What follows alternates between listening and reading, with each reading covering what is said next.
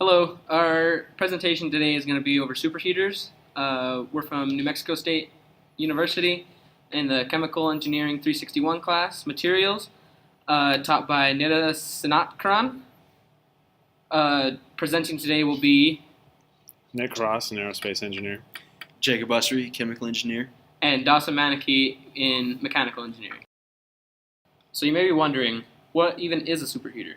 Well, superheaters are devices used to convert saturated and wet steam into superheated or dry steam. This steam is used in steam engines to create electrical energy for other uses. Many years ago, these steam engines were used in trains and in some cases are still used today. These trains are just one of the many examples of how superheaters have been used.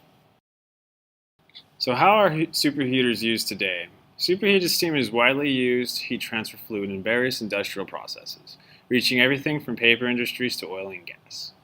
The energy of the steam is harnessed through heat exchangers such as shell and tube or plate and frame heat exchangers pictured below.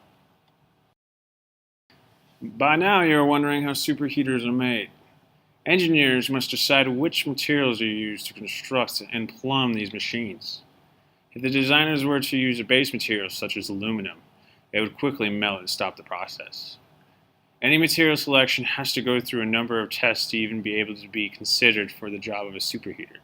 The material must have a good combination of corrosion resistance, a relatively low price to make it easier to mass produce, it must have a good thermal conductivity, and it must be able to withstand the temperatures of the superheater can reach. For superheater designs, they require more than one discipline of engineering to create.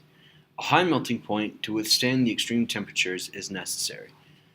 Some aspects a material engineer must consider for the superheaters that are used mainly to raise steam temperature from saturation conditions to desired temperatures, which can reach as much as 1,000 degrees Fahrenheit or 538 degrees Celsius or more, are material properties, design geometries, and different aspects of physics. In conclusion, superheaters are a vital piece of equipment that power the industrial sector, but they have their flaws. Using better materials, smaller plants could be used to produce the same amount of materials, but these materials come at a cost. High cost of manufacturing and low corrosion resistance leads to high overhead costs and high maintenance costs, driving the cost of plants back up. I hope you enjoyed our presentation, and we would sincerely like to thank you for teaching this class for us. And now, our references section.